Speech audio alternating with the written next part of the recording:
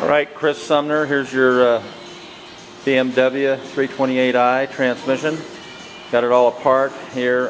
Cause of failure on the valve body assembly here, we have a EPC pressure solenoid that failed.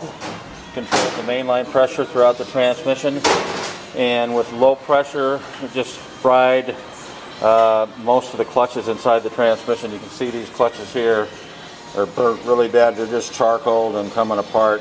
There's not a whole lot left of them as far as clutch material. Same with this set here. You can see how dark and black.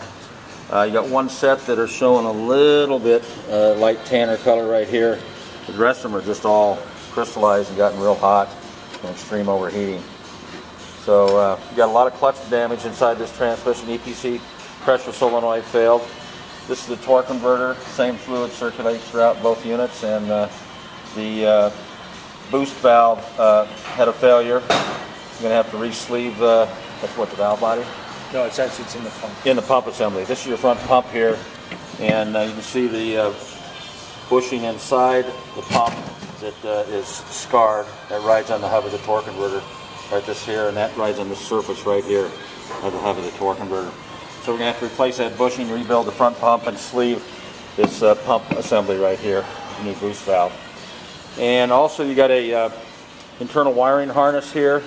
This wiring harness connects all your electronics inside the transmission, and we're going to need to replace that. So we'll replace the internal wiring harness, and then also we'll recondition the valve body assembly, which is this unit right here. That's your manual control unit, the drain center of the transmission. And then we need to do a complete hot flush, our patented hot flush, which I'll tell you about. That'll be in the video as well, to get all this contamination from the clutches and the metal going through the debris going through the transmission. Gets lodged up inside the cooler of the radiator and also in the cooler line. So we need to flush that with a hot flush, get all that contamination debris out of there, so when we install the rebuilt transmission and torque converter and put new fluid back into the system, that it doesn't wash any of that old debris back into the transmission and create a problem or a malfunction. So that's going to come with a 5-year, 100,000 mile warranty. Covers all parts and labor on the transmission, and I'll be sending you a copy of this video along with in the email, along with a written estimate itemizing the parts and labor costs.